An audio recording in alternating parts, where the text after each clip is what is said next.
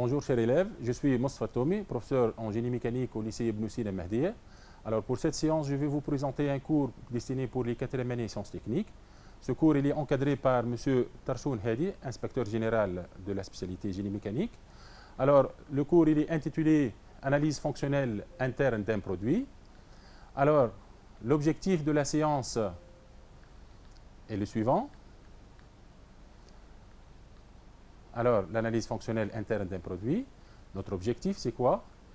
Alors, à partir d'un produit réel ou d'un son dossier technique, on va décomposer un produit en chaîne fonctionnelle. On va identifier et ordonner les fonctions techniques FT qui contribuent à la satisfaction de la fonction de service et identifier les éléments assurant une fonction technique. Alors, vous savez que chaque système technique a un cycle de vie qui commence par une analyse de besoin et deuxièmement l'étude de faisabilité qui va aboutir au cahier de charge fonctionnel. C'est ce que vous avez vu en 3e année. Alors, l'étape suivante, c'est l'étape de conception qui va nous donner le dossier avant-projet. Alors, concevoir un système, c'est-à-dire chercher les solutions constructives adéquates pour réaliser ce système. Donc, notre cours va se positionner à ce niveau-là. Alors, comment analyser le fonctionnement interne d'un produit? Bien évidemment, ce travail va être basé sur le cahier de charge fonctionnel qui a été déterminé dans l'étape numéro 2 du cycle de vie d'un produit. Pour aboutir au dossier avant-projet, à partir du dossier technique d'un projet, il faut passer par les étapes de conception. Celle-ci se décompose en 3 phases. Donc, concevoir un système consiste à faire quoi? Alors, chercher des idées et des solutions, indiquer des solutions, étudier des solutions et puis évaluer les solutions. Donc, ces 3 étapes qui constituent la partie conception. Alors, pour chercher des idées et des solutions, comment on va procéder?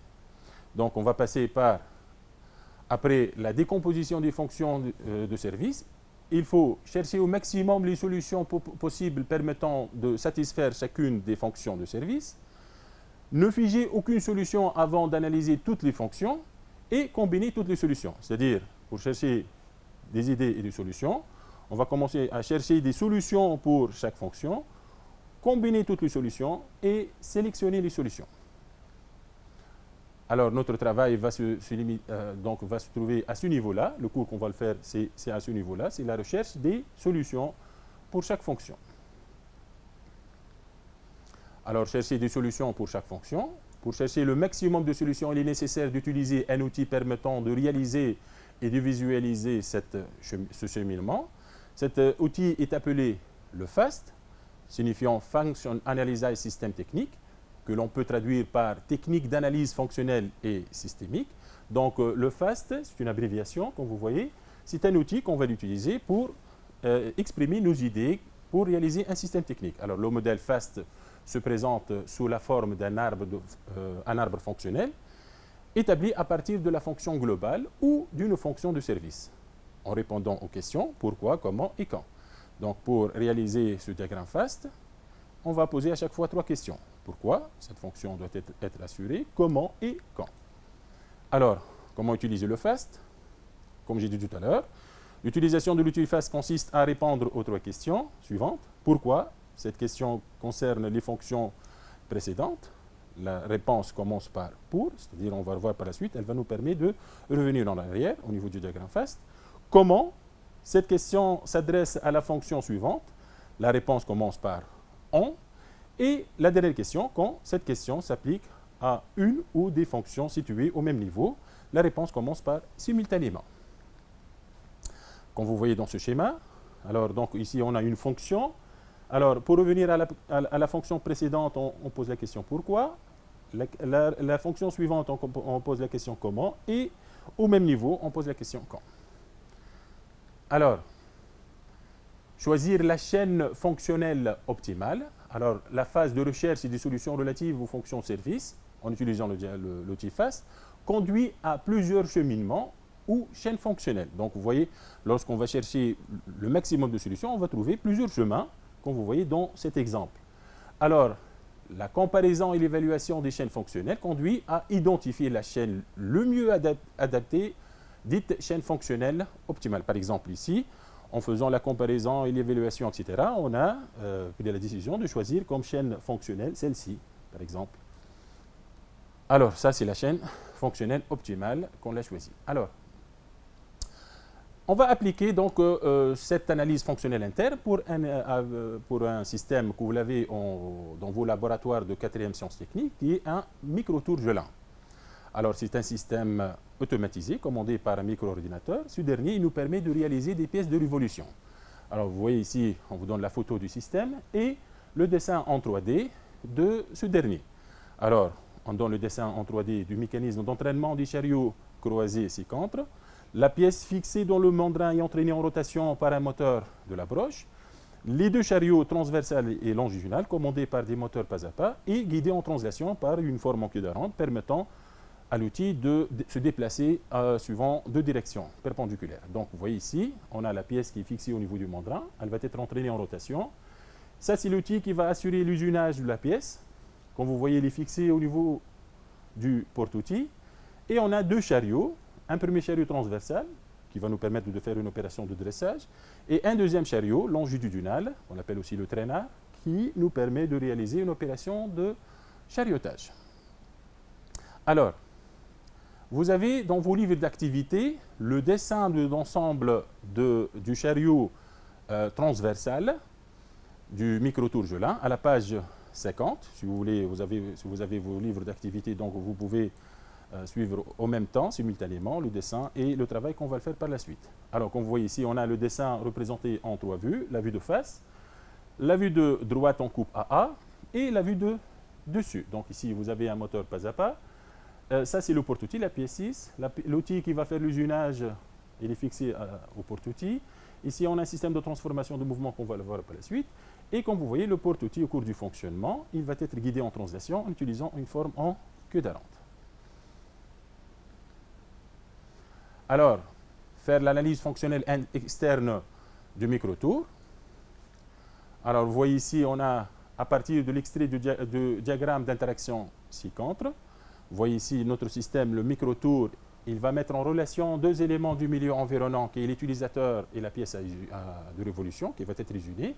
Donc, cette relation, c'est une fonction de service, c'est une fonction principale. Donc, c'est quoi cette fonction de service? C'est permettre à l'utilisateur d'usiner des pièces de révolution. Alors, analyse fonctionnelle interne du micro-tour-Gelin. Donc, en utilisant la fonction de service précédente, imposée par le cahier de charge, qui permet à l'utilisateur d'usiner des pièces de révolution. Donc, qu'est-ce qu'on va faire? On va décomposer le produit en chaîne fonctionnelle. On va identifier et ordonner les fonctions techniques FT, qui contribue à la satisfaction de la fonction de service, FS. Et donc voilà, on va commencer. Donc notre fonction de service, c'est quoi? Permettre à l'utilisateur d'usiner des pièces de révolution. Alors pour faire ce travail, nous devons avoir deux fonctions techniques. La première, animer l'outil d'un mouvement de translation. La deuxième, animer la pièce d'un mouvement de rotation. Alors, comme on a dit tout à l'heure, pour représenter notre diagramme FAST, on doit poser à chaque fois 3 questions. Pourquoi, quand et comment. Par exemple ici, animer l'outil d'un mouvement de translation, pourquoi? C'est pour usiner une pièce de révolution. Quand est-ce qu'on va faire l'usinage? Bien sûr, lorsque la pièce doit être animée d'un mouvement de rotation. Comment? On va le voir maintenant. Alors, pour animer l'outil d'un mouvement de translation, il nous faut 3 sous-fonctions. La première, transformer la rotation du moteur en translation du porte-outil.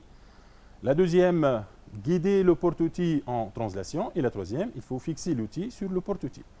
Alors, pour transformer le mouvement de rotation du moteur en mouvement de translation de l'outil, donc on va interposer une liaison hélicoïdale.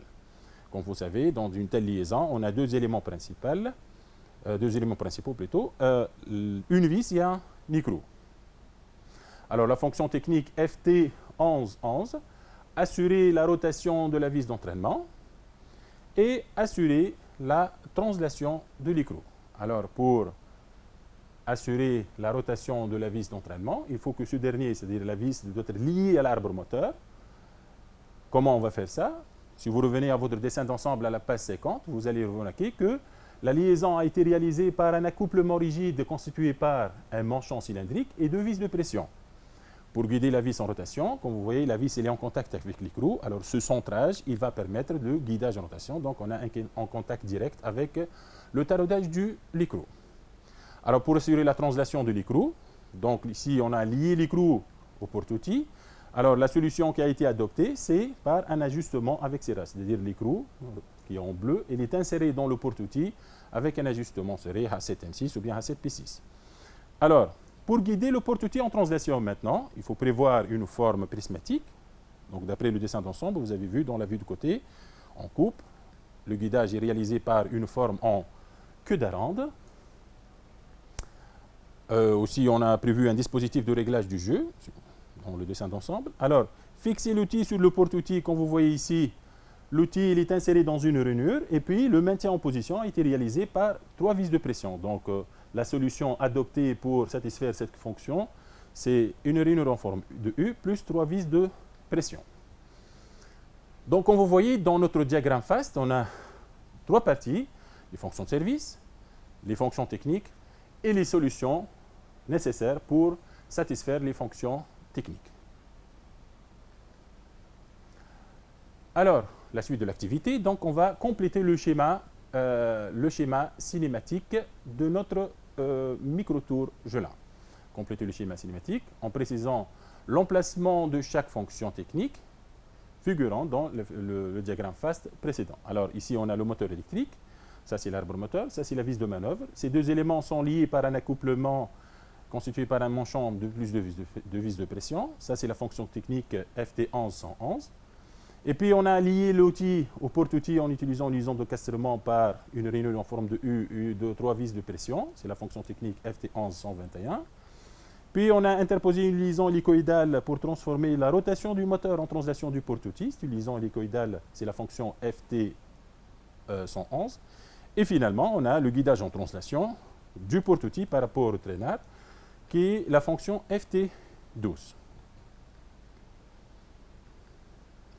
Alors, la quatrième question, on va chercher les solutions techniques permettant de satisfaire la fonction technique FT2, animer la pièce d'un mouvement de rotation. On a vu tout à l'heure dans le schéma que la pièce elle est maintenue par un mandrin et cette dernière elle est entraînée en rotation.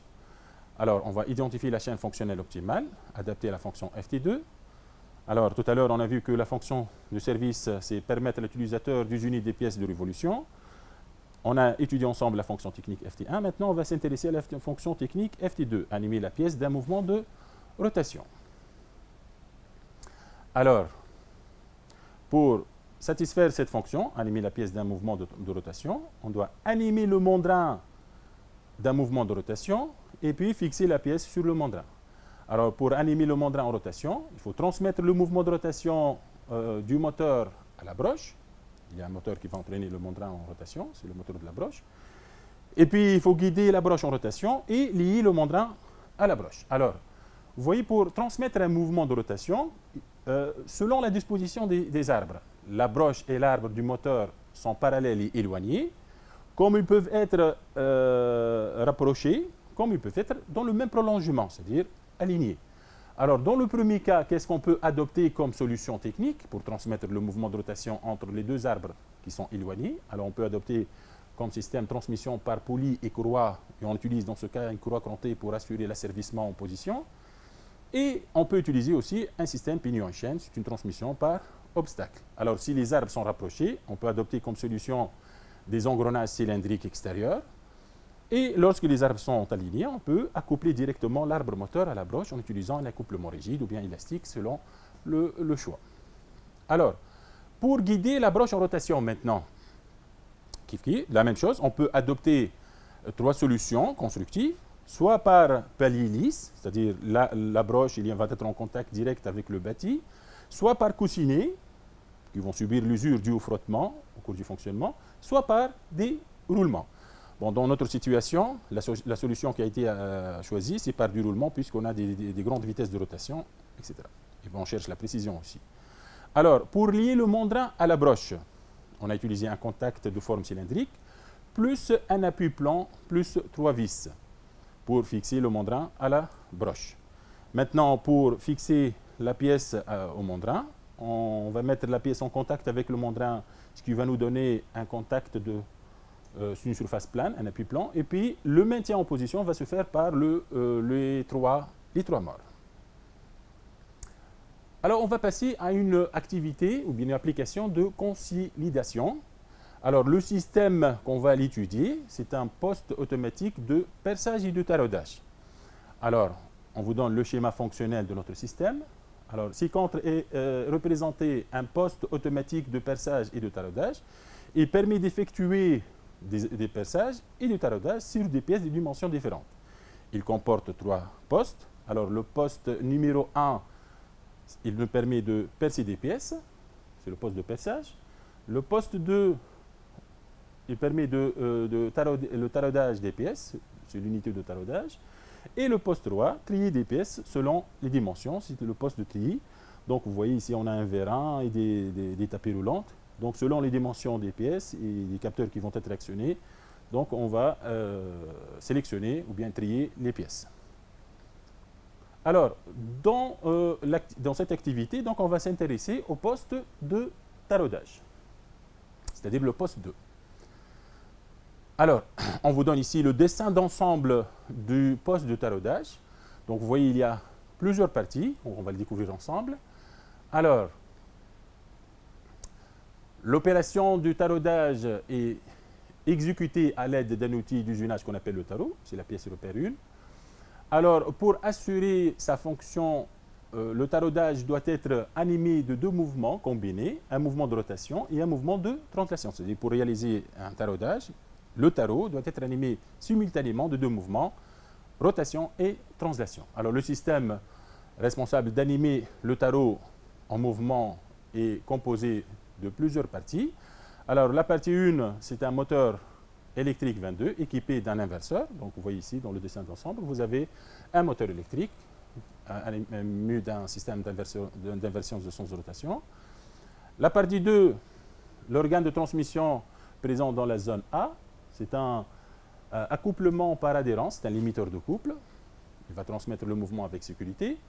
La partie 3, c'est un réducteur à engrenage à 2 sorties. Il permet d'animer en rotation d'une part la broche 5, où on a fixé le tarot 1, et d'autre part la vis de manœuvre 3, qui va nous permettre d'avoir le mouvement de translation.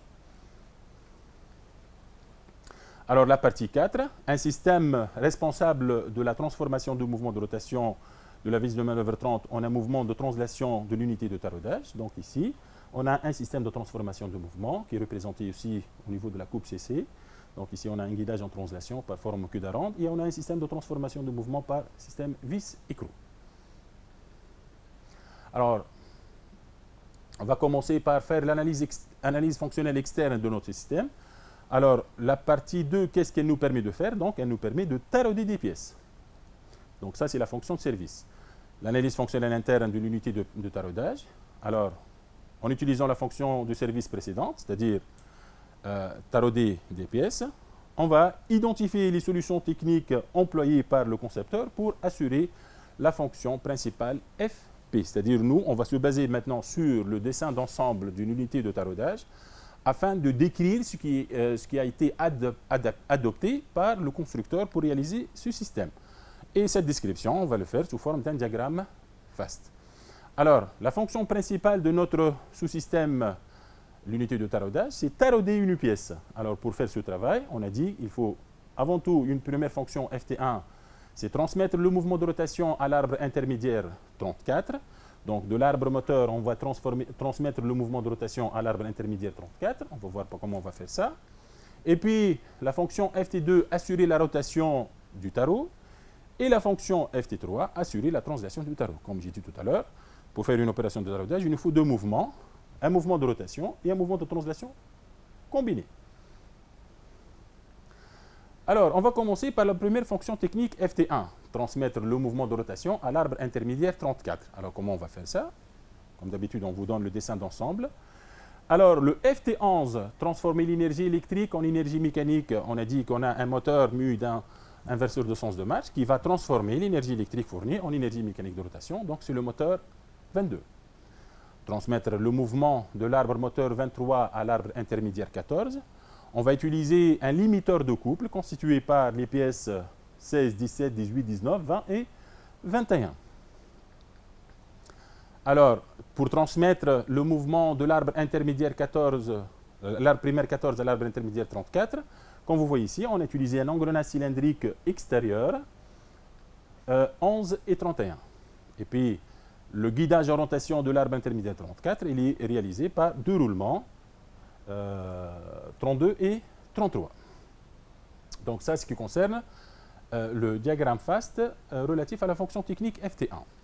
Alors, on va passer à la fonction technique FT2, c'est-à-dire assurer la rotation du tarot. Donc, vous voyez, on est arrivé jusqu'à maintenant à l'arbre intermédiaire 34.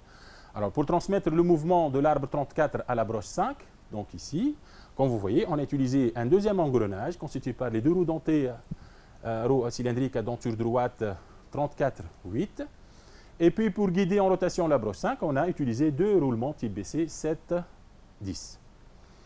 Alors, maintenant, pour obtenir le mouvement de translation du tarot, c'est-à-dire la fonction technique FT3, assurer la translation du tarot, on a FT31, transmettre le mouvement de l'arbre intermédiaire 34 vers la vis de manœuvre 30.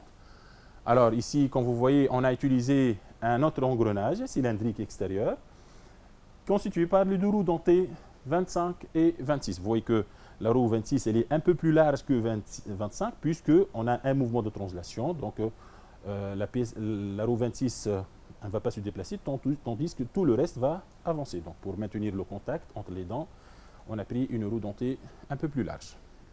Alors, le FT32 guidé en rotation, la vis de manœuvre 30. D'après le dessin d'ensemble, le guidage est réalisé par deux coussinets, repère 27. Et pour la fonction technique FT33, transformer le mouvement de rotation en un mouvement de translation. Ici, on a utilisé un système vis-écrou, la vis de manœuvre 30, et l'écrou, c'est-à-dire le trou taraudé, a été réalisé au niveau du coulisseau 38 qui représente l'écrou. Guidé en translation l'unité de taraudage, on a utilisé une forme en queue d'aronde. Comme vous voyez ici, aussi, on a prévu un dispositif de réglage du jeu interne au niveau de cette liaison, constitué par une vis de pression, une cale 37 et un écrou de blocage. Bien évidemment, il va y avoir plusieurs vis. Alors, comme troisième application, on va étudier ensemble un autre système que vous l'avez dans vos laboratoires de 4e sciences techniques. C'est le micro-fraiseuse Jolin plutôt. Alors, c'est une machine, comme vous voyez. On peut l'utiliser pour faire beaucoup d'opérations d'usinage. On peut faire le perçage, de la gravure, on peut faire l'opération de rainurage, tout ce qu'on veut. C'est une fraiseuse. Alors, la micro-fraiseuse Jolin est une machine qui permet, à partir d'un dessin technique saisi sur un ordinateur, c'est-à-dire on a un dessin, qu'on va le saisir sur l'ordinateur et avec le programme adéquat, on va exécuter ce travail automatiquement. Alors, on vous donne ici le dessin en 3D du chariot longitudinal de ce système. Comme vous voyez ici, on a la pièce à usiner, on a un dispositif de fixation. Ça, c'est le chariot longitudinal mu par un moteur pas à pas. On va le voir par la suite. Alors, c'est le mécanisme d'avance du chariot longitudinal. Alors ici, on vous donne le dessin d'ensemble de cette partie. Vous l'avez dans vos livres d'activité à la page 34. Donc, vous voyez ici, on a le dessin d'ensemble de cette partie en 3 vues. La vue de face en coupe AA, la vue de gauche en coupe BB et la vue de dessus. Donc ça, c'est notre moteur, le système de transformation de mouvement, le dispositif de fixation, etc. Alors, ça, c'est le dessin d'ensemble donc d'une partie de notre système, la microfraiseuse Jolin. Alors, l'analyse fonctionnelle externe de notre microfraiseuse. Alors, la fonction de service, c'est usiner à 3 dimensions, pièce en creux ou bien en volume, c'est-à-dire je peux faire une gravure comme je peux faire l'usinage de telle sorte que j'obtiens un volume extérieur. Alors, l'analyse fonctionnelle interne de microfraiseuse du Jolin. Alors, en utilisant la fonction de service précédente imposée par le cahier de charge fonctionnel, c'est-à-dire usiner en 3 dimensions, une pièce en creux ou bien en volume. Alors, on va essayer de compléter le diagramme FAST relatif à la fonction technique FT1, assurer le déplacement longitudinal de la pièce à usiner, en indiquant les composants qui ont été adoptés par le constructeur. Complétez le diagramme face relatif à la fonction technique FT2, serrez la pièce à usuner en indiquant les composants. Alors, donc, pour la première fonction technique FT1, assurer le déplacement longitudinal de la pièce à usuner. Pour cela, il nous faut des sous-fonctions, la fonction FT11, transformer l'énergie électrique en énergie mécanique de rotation. D'après le dessin d'ensemble et le système réel, on a utilisé un moteur pas à pas repère 1. Pour la fonction technique FT12, lier l'arbre moteur à la vis de manœuvre 22. On a utilisé un accouplement rigide 22, 23 et 24. Donc vous voyez ici, on a demandé la solution technique a été adoptée. Alors, voilà. Donc ici, on a utilisé un manchon avec une vis de pression et une goupille de l'autre côté. Alors le FT13, guider en translation le chariot longitudinal de 30, 31, 29 par rapport à la noix 21. Dans ce cas, on a utilisé, d'après le dessin d'ensemble, 2 colonnes 17. Guider en rotation la vis de manœuvre 24, on a utilisé 2 roulements type BC 25. Transformer la rotation de la vis 20 en translation du chariot, on a utilisé un système vis-écrou 20 et 16. Et tourner manuellement la vis de manœuvre. Dans cette machine, lorsqu'on va faire le réglage, on doit manœuvrer les chariots manuellement. Pour cela, on a utilisé des boutons de manœuvre qui sont liés aux vis de manœuvre, qu'on peut utiliser pour faire déplacer manuellement les chariots. Alors, pour la fonction technique FT2, serrer la pièce à usuner. FT2, on va commencer par lier la pièce, le mort fixe 5 à la table 2. Alors, qu'est-ce qu'on a utilisé comme composant? Alors, on a utilisé une vis, la vis 4, avec une rondelle, avec un écrou carré 13, et un lardon pour assurer la mise en position. Donc, ça, c'est la vis, la rondelle, l'écrou, et ça, c'est le lardon qui va positionner le mort fixe par rapport au chariot longitudinal. Lier la butée 7 à la table, d'après le dessin d'ensemble, on a utilisé un lardon 14, identique au premier, 2 vis 4, 2 rondelles 3 et 2 écrous carrés 13. Je vous rappelle qu'en dessin technique, dans les dessins d'ensemble, toutes les pièces identiques, on lui donne le même repère. C'est pour cela que vous remarquez ici que le mort fixe et le mort mobile, on a utilisé le même repère de la vis et de la rondelle, puisqu'il y en a, dans la nomenclature, il y en a 3 vis 4, 3 rondelles 3 et 3 écrous 13 et 2 lardons 14. Alors, voilà. Alors, pour assurer la translation du mort mobile 5, d'après le dessin d'ensemble et le système réel, on a utilisé l'axe 8, l'excentrique 11, la goupille 10 et le levier 28. Donc, d'après le dessin, donc ici, on a un mécanisme d'excentrique qui va nous permettre de faire déplacer le mort mobile 6 afin de maintenir en position la pièce à usuner. Alors, la dernière fonction FT24, créer l'effort de serrage de la pièce. Donc, on a utilisé le ressort 29. Alors, ce cours est terminé. Je vous remercie pour votre attention et à une séance prochaine, si Dieu le veut. Je vous remercie.